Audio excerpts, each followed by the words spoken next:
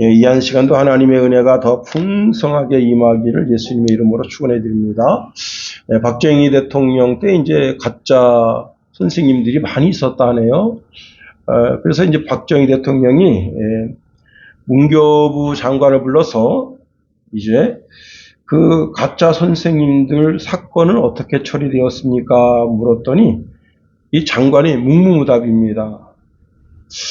저는 그 묵묵무답이다 그 테마를 읽으면서 이게 한통속이 아니었나. 그 한 공무원이 이제 가짜 선생님 자격증을 남발했대요. 그래서 100명 정도가 이제 애들을 가르치는데 가짜 선생님 가르치면 어떡하겠어요. 정확한 의미와 뜻을 모르고 가르치는 것 아니겠습니까? 제가 이제 중학교 때 우리 이제 미술 선생님이 영어를 가르쳤어요. 이분이 영어가 전공이 아닌데 발음이야 제대로 했었겠는가 하는 생각을 가지게 되고요.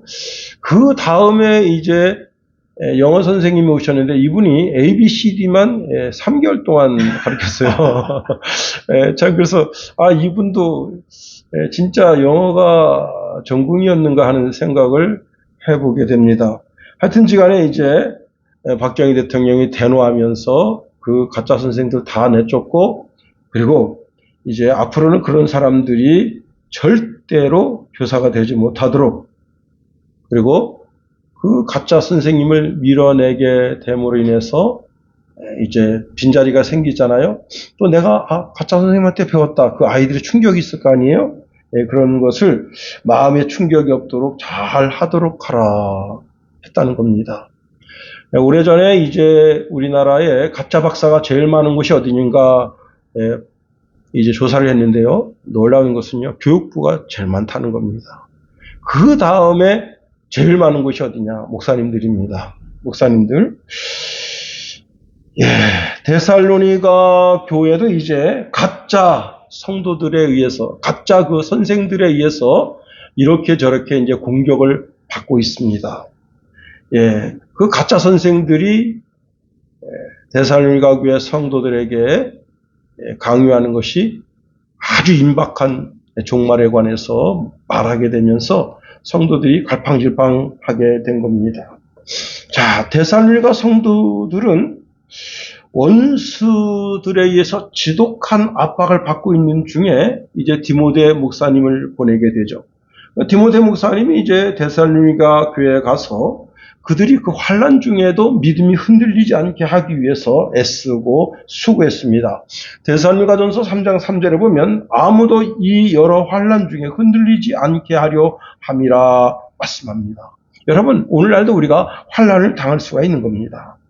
그런 때 우리가 환난을 당할 때 세상 것에 집중하지 말고 하나님이 우리 삶에 원하시는 거룩한 일에 우리가 주목해야 한다 하는 겁니다.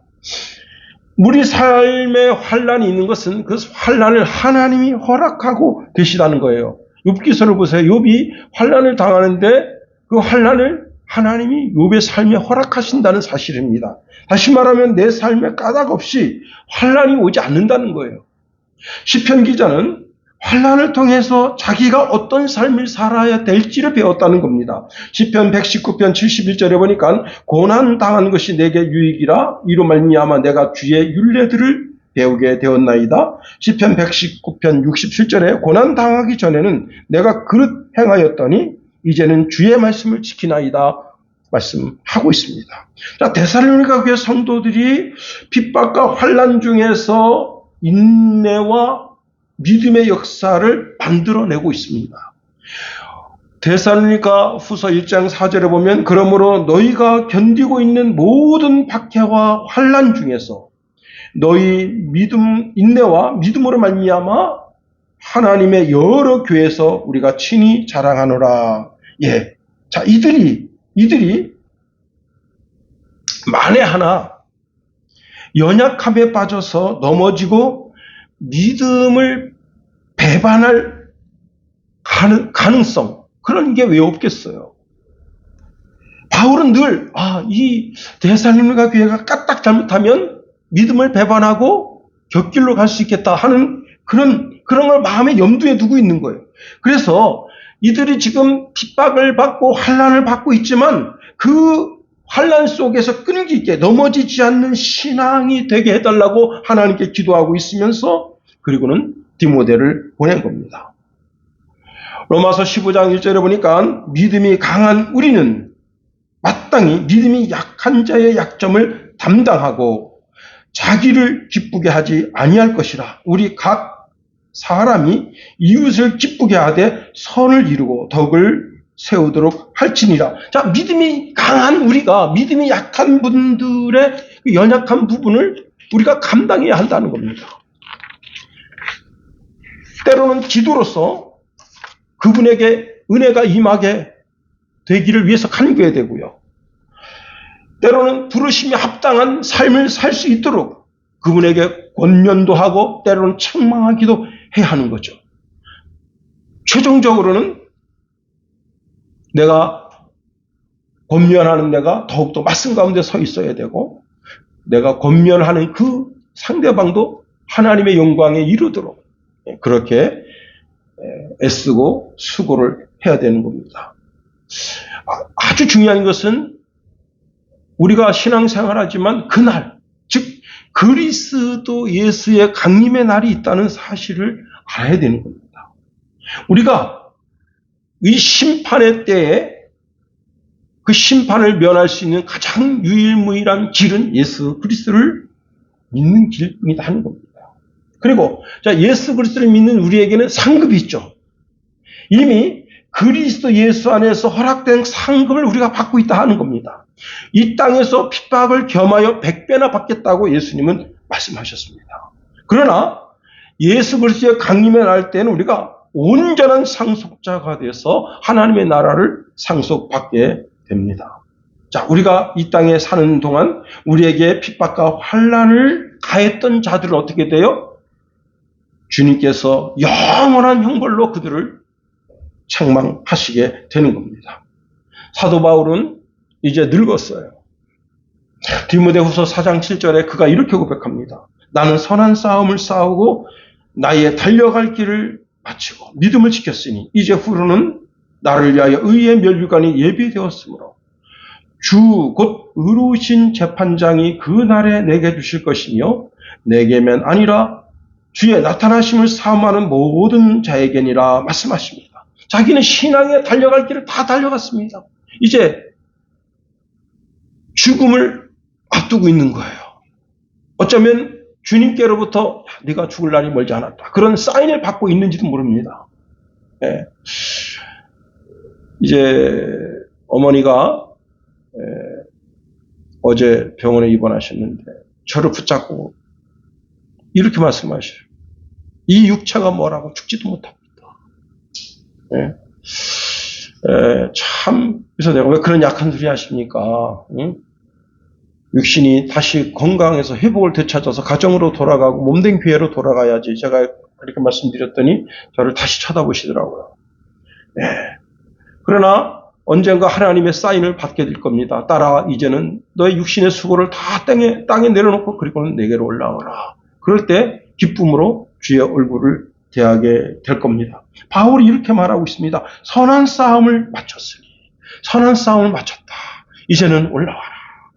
그런데 이런 그 바울의 고백이 데살로니가의 모든 성도들의 고백이 되기를 바울이 원하는 겁니다. 모든 선한 싸움을 싸우고 그리스도 예수 앞에 설 때, 그 앞에 설 때 모든 데살로니가 교회 성도들이 다 서기를 원하는 거죠. 오늘 여기 우리 순양교에서 목회하는 이 김용호 목사도 또 이 말씀을 듣는 또 성도들도 다 정말 종말적으로 최종적으로는 그리스도 예수 앞에 서게 되기를 원하는 겁니다. 자, 그러려면 어떻게 해야 되는 거예요? 우리가 그리스도 예수 앞에 바로 서기 위해서는 정욕을 죽여야 되는 거예요. 정욕, 피부에 느끼는 정욕, 피 속에 흐르는 혈기, 내 뼈 속에 있는 교만을 죽이는 그런 신앙의 삶을 살아야 되는 거예요. 사도 바울은 그래서 나는 날마다 죽는다 고백하는 거예요. 날마다 자기를 죽이는 거예요. 자기 지정의를 죽이는 거예요. 자기의 뜻, 그것을 죽이고 그리스도 예수의 뜻, 그리스도 예수의 의지, 마치 예수님께서 겟세마네 동산에서 당신의 뜻을 이제 죽이고 아버지의 뜻이 이루어지기를 원했던 삶, 그 삶을 위해서 우리가 날마다 나 자신을 조금씩 내려놓음이 있어야 되는 겁니다. 바울은 이런 말씀을 우리에게 주고 있으며 더 정직하고 더 온유하고 더 겸손하고 더 오래 참고 더 사랑하고 서로 용납하고 이제 용납하는 또 편안에 매는 줄로 성령이 하나 되게 하신 것을 힘써 지키는 성도가 되라 말씀하고 있습니다. 그렇습니다. 자, 오늘 본문으로 가보면 바울은 데살로니가 교회 성도들의 신앙을 견고하게 하기 위해서 그리스도 예수의 강림에 대한 말씀을 하고 있습니다. 자, 그러나 이때 당시 데살로니가 교회 성도들이 그리스도의 강림에 대한 이해를 온전히 하고 있지는 못했습니다. 이 데살로니가 교회 성도들은 새신자와 같아요. 열심은 대단합니다. 열정적이에요. 그러나 그 정서적으로 신앙적 정서적으로는 온전히 견고하지 못하다는 겁니다. 아직도 이들은 믿음의 깊은 것을 완전히 깨닫지 못했기 때문에 그리스도의 강림이 중요하면서도 복잡한 신학적인 것들에 대하여 이것이 무엇인가 하는 요점을 바로 파악하지 못하고 있습니다. 제가 이제 여러 주석을 봤는데요. 이때 당시에 그 데살로니가 교회 성도들이 마치 시간적으로 타이밍이 다 됐어요. 주님 곧 재림할 것처럼 그렇게 막 윽박지르면서 성도들의 삶을 이제 곧 재림한다 막 긴박한 재림을 주장하는 자들이 있었다는 겁니다. 이에 사도 바울은 데살로니가 전서에서도 이미 그리스도의 강림에 대해서 말씀했고 오늘 본문에서 이제 계속해서 그리스도 예수의 강림에 대해서 말씀하고 있다는 겁니다. 자, 그리스도 예수의 강림에 대해서 말씀하는 이유가 뭐예요? 신앙이 견고해서 흔들리지 않게 하기 위해서. 여러분 제가 오늘 이제 참 뜻하지 않게 오이도라는 데를 갔다 왔는데요. 네, 거기 이제 엄청나게 큰 배가 정박해 있습니다. 예, 대단하죠. 그 배가 정박해 있으려면 그 배 이제 그 무슨 끈을 이름을 뭐라 하는지 모르겠는데 그 끈이 이제 이렇게 그 배 부두에 이렇게 묶여져 있어야 되죠. 근데 그 끈이 누가 이렇게 잘못해서 그걸 흘러놨다고 생각해 보세요. 배가 파도에 계속 움직이는 거예요. 오늘 이 데살로니가 교회 성도들이 이 그리스도 예수의 강림에 대한 잘못된 사상을 가지고 있으면서 계속 흔들리는 거예요. 계속 요동하지 않는 신앙이 되기를 간절히 원하는 바울의 마음이 있는 겁니다. 자, 오늘 본문에 있는 말씀을 통해서 세 가지로 한번 생각해 보려고 하는 겁니다. 첫 번째는요, 우리 모두가 한 형제, 한 자매라는 사실을 알아야 됩니다. 오늘 본문에 처음 시작하는 구절이 형제들이여라는 단어로 시작되고 있습니다. 제가 이제 쉬운 성경 말씀을 가지고 왔는데 한번 1절만 읽어드릴게요. 형제들이여, 우리 주 예수 그리스도께서 다시 오시는 일과 또 우리가 그분 앞에 다시 모이게 될 일에 대해 여러분에게 간곡히 당부를 드립니다. 예, 사도 바울은 그 연약한 믿음, 새신자 같은 그 데살로니가 교회 성도들을 향해서 한 형제라 그렇게 말씀하고 있다고 하는 겁니다. 여러분, 자, 이 한 형제라고 부르는 이 부름은 아주 연약한, 그렇지만 같은 지체라는 거예요. 그리스도 예수의 한 성령을 마시고 있는 그런 공동체라는 사실입니다. 여러분, 어떤 사람은 내가 좀 더 선하다고 그렇게 착각하고 자기 자신을 조금 더 위로 세우려고 하는 그런 분이 있을 수가 있어요. 그런데 하나님 앞에서는 모든 사람들이 다 동일한. 여러분, 윈스턴 처칠이 이제 예배 드리러 갔는데 그지가 윈스턴 처칠 옆에 와서 앉았다잖아요. 그때 윈스턴 처칠이 이제 얼마나 곤란하겠어요. 한나라의 수상인데 수상 옆에 그지가 앉았습니다. 그래서 예배 인도하는 인도자가 쫓아와가지고 이 앞에 앉으신 분이 누군 줄 알고 너 여기 앉느냐, 그러면서 강제로 끌어내려고 했더니 윈스턴 처칠이 이렇게 고백했다는 겁니다. 하나님 앞에서는 한 종류의 인간만 있을 뿐입니다. 예, 그 한 종류의 인간이라는 게 뭐예요? 죄인이죠. 그렇습니다. 여러분, 파스칼은 그의 방세에서 이런 말합니다. 나는 의인, 위인, 성자 세 단어를 믿지 않는다. 이 땅에는 오직 한 가지 종류의 사람들만 존재한다. 그들은 죄인이다 하는 겁니다. 여러분, 자신이 죄인인 것을 선언하고 그리스도 앞에 나오는 자들은 그리스도의 피로 새롭게 되고 새 신분을 얻고 새 사람이 된 존재들이다 하는 겁니다. 오직 그리스도 예수의 피로, 그래서 여러분, 그리스도 예수의 피로 하나 된 한 형제 한 자매는 목사가 있을 수 없고 장로가 있을 수가 없어요. 권사가 있을 수 없어요. 마치 교회에 그런 목사가 어떤 계급적인 그런 위치를 차지하고 있는 게 아니에요. 다만 직능상 목사의 직책을 가지고 있고 장로, 권사, 또 안수집사 그런 직책을 가지고 있는 것뿐이에요. 근데 그 직책이 마치 내가 교회에서 나 자신을 세우는 어떤 그런 근거가 된다면 그것은 주님 앞에 큰 책망을 받게 될 겁니다. 오직 그리스도 예수 안에서는 한 형제, 한 자매뿐이다 하는 거예요. 로마서 10장 12절에 보니까 유대인이나 헬라인이나 차별이 없음이라 한 분이신 주께서 모든 사람의 주가 되사 그를 부르는 모든 사람에게 부유하시도다. 형제들이요, 자매들이요, 그리스도 예수의 피로 한 형제, 한 자매 된 자들이고 지금도 한 성령을 마시고 있는 자들이다 하는 겁니다. 두 번째로 오늘 본문에 보니까 사도 바울은 그리스도 강림에 대하여 말씀하고 있네요. 자, 1절에서 중요한 것은 그리스도 예수의 강림과 성도들이 모이는 모임에 관한 두 가지 요점을 말씀하고 있네요. 자, 목사의 소망, 목사의 기쁨, 목사의 자랑, 목사의 면류관이 무엇인 줄 아세요? 그게 바로 성도들이 그리스도 예수 강림의 때 한 사람도 이제 믿다가 실족해서 지옥불로 떨어진 인물이 없고 모두 다 그리스도 예수 품에 안겨서 그때 참된 안식을 누리는 것을 바라보는 것이 목사의 최대의 기쁨이다. 목사의 영광이다. 바울도 그와 같은 거죠. 그리스도의 강림은 종말에 있어서 아주 중요한 단어입니다. 강림이라고 하는 단어는 파루시아라는 단어인데 인재라는 뜻이에요. 인재. 예, 어떤 자리에 참석하기 위해서 온다. 또 어떤 자리에 참석하기 위해서 도착한다. 그런 뜻인데요. 자, 여기 이 파루시아는 어떤 인물, 특히 황제가 도착했을 때 사용하는 단어로 통상적으로는 황제가 방문할 때만 이 단어를 사용했다는 겁니다.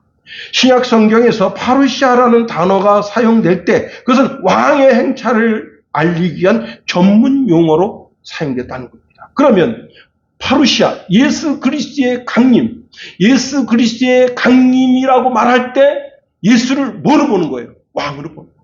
만왕의 왕, 만주의 주로 보는 겁니다. 그렇습니다. 이는 예수님이 이 땅에 강림하실 때 자기 백성, 이미 천국에 가 있는 자기 백성들과 함께 이 땅에 임재하는 임재를 가리켜 말한다는 겁니다.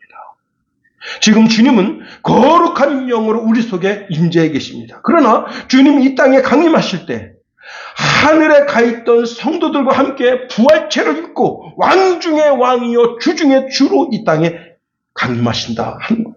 파루시아. 그것을 바울이 데살로니가 교회에 소개하고 있습니다. 우리 주님은 왕권을 가지고 강림하십니다. 백성들은 왕이신 그리스도 예수 앞에 드릴 면류관이 있어야 되는 거예요. 요한계시록 4장 10절 11절에 보니까 24장로들이 보좌에 앉으신 이 앞에 엎드려 세세토록 살아계시는 이에게 경배하고 자기의 관을 보좌 앞에 드리며 이르되 우리 주 하나님이여 영광과 존귀와 위엄을 받으시는 것이 합당하오니 주께서 만물을 지으신지라 만물이 주의 뜻대로 있었고 또 지음을 받았나이다 하더라 했습니다. 자, 그리스도 예수께서 이 땅에 강림하시는 그날 왕 중에 왕이고 주 중에 주로 강림하실 때 그때 그 보좌 앞에 우리는 다 엎드립니다. 그리고는 자, 그리스도를 예배하면서 경배하면서 내 머리에 쓰고 있는 면류관을 벗어서 그리스도에게 드립니다. 그럼 이 면류관이 뭐냐? 모든 그리스도인들이 자기 머리에 쓰고 있는 면류관이 있는데 그 면류관이 무엇인가 하면 승리의 관이라는 겁니다. 승리의 관. 여러분, 우리나라 송기정 선수가 마라톤 대회에서 1등 했습니다. 1등하고 이제 월계관을 벗어가지고 자기 일장기를 가렸어요. 참 부끄러운 우승이죠. 대한민국 사람으로서 당당하게 자기 가슴팍에 태극기를 그리고 싶었지만은 그걸 못 그린 거예요. 나라가 빼앗겼어. 그래서 그 월계관으로 그 일장기를 가린 겁니다. 우린 주님 앞 부끄러운 면류관을 드리면 안 되는 거예요. 자, 그러면 이게 승리의 관이라고 말씀했는데 이 승리의 관을 요한계시록 2장 10절에서 말씀하고 있어요. 너는 장차 받을 고난을 두려워하지 말라. 여러분, 혹시 내가 어떤 시스템 속에서 억울한 일을 당한 게 그게 고난일 수가 있어요. 그 고난을 두려워하지 말라는 거예요. 볼지어다 마귀가 장차 너희 가운데서 몇 사람을 옥에 던져 시험을 받게 하리니 너희가 10일 동안 환난을 받으리라. 내가 죽도록 충성하라. 그리하면 내가 생명의 관을 너에게 주리라. 맞습니다. 생명의 관, 승리의 관이라. 자, 바울은 성도 한 사람 한 사람이 그리스도의 영광이고 그리스도의 기쁨이 된다는 거예요. 모든 성도의 머리에 있는 승리의 관, 그 관에 반짝반짝 빛나는 그 빛이 사도 바울의 소망이고 사도 바울의 기쁨이고 사도 바울의 자랑이고 사도 바울의 영광이라는 겁니다. 자, 우리 교회 순양교회 모든 성도들이 그리스도 예수의 강림의 날 때까지 한 사람도 낙오되지 않는다면 그 자기가 자기 머리에 쓰고 있는 그 월계관에서 빛나는 그 빛이 목사의 자랑이고 기쁨이고 소망이고 영광이 됐다. 자, 문제는 이것이에요. 뭐냐?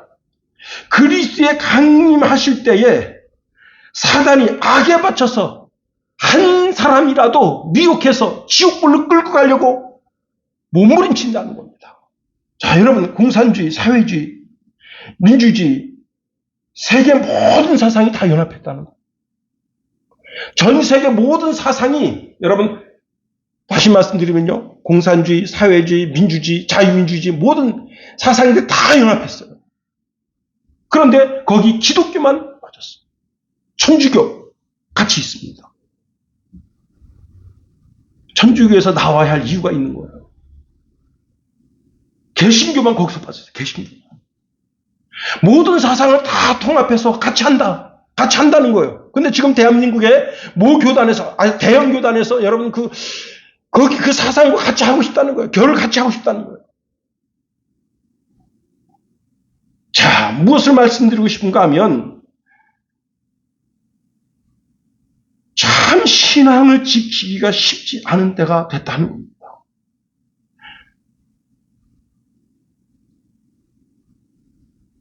제가 그 고신충 목사님한테 지금 계속 이게 수업을 받는 게 있어요. 그분이 이제 관상기도에 대해서, 그리고 많은 목사님들이 지금 그 관상기도 속에서 하나님을 찾는 것이 아니라 이제 부타를 찾고 있어요. 부타. 절대자. 그 절대자가 결국은 부타로 가는 거예요. 부정. 자기 부정. 이게 참 이제 대한민국 기독교가 끝났다는 거예요. 그분은. 지금이라도 정신 차리고 하나님께로 돌아와야 된다는 거예요. 수많은 교회들이, 저는 사실 CCC에 이제 있으면서 그 큐티를 했거든요. 근데 큐티의 위험성에 대해서 이야기합니다, 이분이. 이 큐티가 지금 결국은 이제 어디로 가는가 하면, 절대자를 찾는 데로 가서 결국은 부타를 찾는다는 거예요. 왜 많은 그 젊은 목사들이 줌으로 깜짝 놀랄 일입니다. 머리 깎고 절간에 들어가는 거예요. 야, 유럽에. 그리고 이제 우리나라로 와서 큰 절에 가서 수업하고 있어요. 상당히 많습니다.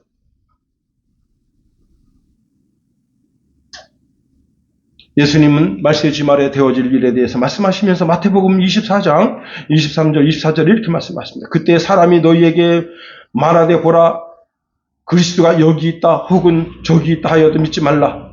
거짓 그리스도들과 거짓 선지자들이 일어나 큰 표적과 기사를 보여 할 수만 있으면 택하신 자들도 미혹하리라. 여러분, 말세 주말에 되어질 일에 대해서 더 알고 싶으면 마태복음 24장, 25장을 읽어야 됩니다. 네, 그렇습니다. 마태복음 24장 13절에 보니까 그러나 끝까지 견디는 자는 구원을 받으리라. 마태복음 10장 21절에 보니까 또 너희가 내 이름으로 말미암아 모든 사람에게 미움을 받는 것이나 끝까지 견디는 자는 구원을 얻으리라. 히브리서 3장 6절에 보니까 그리스도는 하나님의 집을 맡은 아들로서 그와 같이 하셨으니 우리가 소망의 확신과 자랑을 끝까지 굳게 잡고 있으면 우리가 그의 집이라 말씀합니다. 야고보서 1장 12절 말씀에도 보니까 시험을 참는 자는 복이 있나니 이는 시련을 견디어 낸 자가 주께서 자기를 사랑하는 자들에게 약속하신 생명의 면류관을 얻을 것이기 때문이라 말씀하십니다.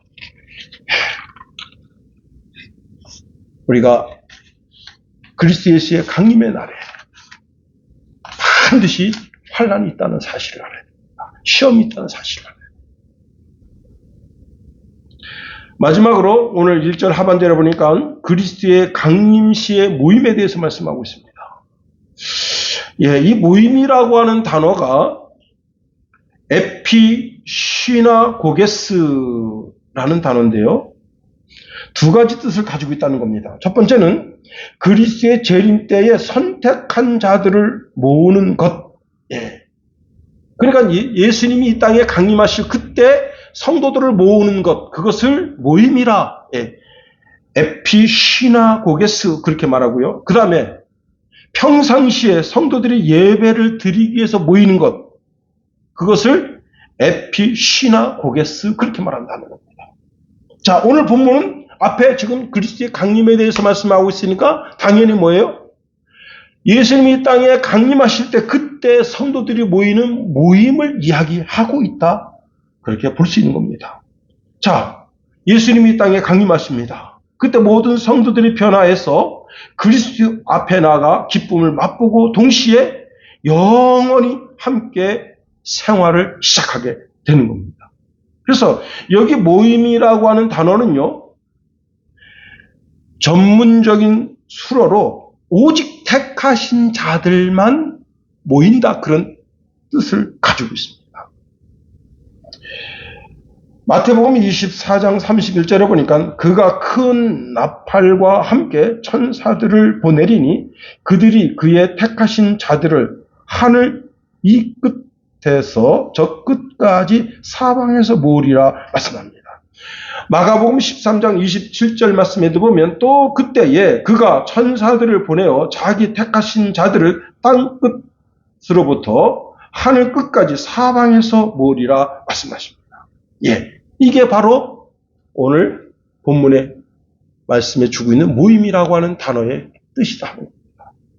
그런데 그 모임만 모임이냐 하는 거예요. 우리가 지금 이렇게 수요 예배를 해서 모였죠. 여러분, 오늘 이 시간에 주님이 강림하신다면 어떡하겠냐? 그래서 어떤 목사님이 얄궂게 그렇게 해석하시는 분이 있어요. 주님이 강림하실 날은 수요일 날이다. 특별히 어떤 수요일인가 하면 비 오는 수요일 날이다. 그래서 비 오는 수요일 날은 교회 가기 싫거든요. 근데 우리 주님이 그렇게 얄궂게 하지는 않으실 거예요. 저는 주님이 부활하신 부활의 날인 주일날 강림하실 것이라고 저는 믿고 있습니다. 자, 우리가 예수 그리스도의 이름으로 주일날 모이죠. 주일날 모이는 이유가 무엇인가 하면 그 주일날은 주님이 죽었다가 3일 만에 부활하신 날이기 때문에 그런 거예요. 주님이 그날 부활체를 입으셨다는 거예요. 자, 우리가 부활하신 주님을 기다리고 더 나아가 부활체를 입기 소망하는 마음으로 모이는 날이 주일날인 거예요. 그래서 그리스도의 강림을 기다리는 자들은 언제나 모든 모임을 중요시 여겨야 되는 거예요. 특히 여러분 구역 모임, 그거 참 힘든데 진짜 그게 아니에요. 그 모임에 주님 오시면 어떡하겠냐 말이에요. 그 소수 모임, 몇 사람 안 모이잖아요. 2사람, 3사람 모이잖아요. 우리 어머니, 제가 이제 가끔 금요일날 시골에 내려갈 때 되면 우리 어머니 구역장으로서 참 제가 그 모습을 볼 때마다 측은합니다. 우리 어머니는 이제 초등학교도 못 나오셨어. 근데 교회 다니면서 눈이 떠져서 이제 겨우 성경 읽으시고, 그런데 공과책 그 글씨를 정말 제가 이렇게 흉내내면요 이렇게 읽으셔요. 어느 모임은 에피시나 고게스 이렇게 읽으셔요. 그런데 그리고 한참 읽으시다가 믿으시죠? 그러면 옆에 있는 부여건들이 이게 예 아멘 이러십니다. 그런데 여러분 그 모임이 뭐예요? 그리스도 예수의 부활체를 입기를 소망하는 성도들의 모임입니다. 그러니까 그 모임이 굉장히 중요한 거예요. 그리스도 예수의 이름으로 모이는 모든 모임은 다 중요한 거예요. 그렇습니다. 여러분, 우리 마음에 예수님의 핏뿌림이 있어서 하나님의 집인 성소에 들어갈 권리를 우리가 얻고 있는 거예요. 그 길은 주님께서 십자가에 달리시면서 휘장이 2조각으로 나가면서 그 성소에 들어갈 권리를 우리에게 허락하신 거예요. 그래서 히브리서에 보니까 새로운 산길이라요. 새롭게 사는 길. 산길이라요. 산길. 그렇습니다. 그런데 이 사는 길은 주님이 찢으신 휘장은 바로 주님의 육체라 말씀했습니다. 여러분, 주님이 그 육체가 찢어지면서 어떻게 된 거예요? 모든 물과 피가 쏟은 거예요. 그래서 우리에게 사는 길을 열어주신 거예요. 그리고 우리의 대제사장이 되셔서 그 피를 우리의 마음에 뿌려서 우리 악한 양심이 사라지고 이제는 몸도 그리스도의 피로 씻고 마음도 정신도 다 그리스도 예수의 피로 씻어서 새 사람이 된 거예요. 예배 시간마다 그런 역사가 있는 거예요. 히브리서 10장 25절에 보니까 모이기를 피하는 어떤 사람들의 습관과 같이 하지 말고 오직 권하여 그날이 가까움을 볼수록 더욱 그리하자 말씀합니다. 우리가 모이는 모든 모임은 그리스도 예수의 강림을 기다리는 모임이다. 그래서 단순하게 모이는 모임이 아니에요. 그래서 여러분 요한계시록 마지막 마라나타 주 예수 어서 오시옵소서 라고 고백하면서 그 모임을 봐요. 이제 말씀을 마칩니다. 여러분, 우리는 그리스도 예수의 강림을 기다린 사람들입니다. 그날이 있다는 사실을 알아야 돼요. 그날이 있기 때문에 우리가 이 땅에서 더 정결하게 사는 거예요. 더 거룩하게 사는 거예요. 하나님의 영광이 되는 삶을 살려고 몸부림치는 거예요. 세상 사람들은 우리를 몰라요. 왜 우리가 술을 안 먹고 담배를 안 먹고 그 악한 짓을 안 저지르려고 하는지 그걸 모르는 거예요. 근데 우리는 그날이 있음을 아는 사람들입니다. 더 거룩하게 살았어. 하나님께 영광 올려드리는 저와 여러분이 되기를 예수님의 이름으로 축원해 드립니다.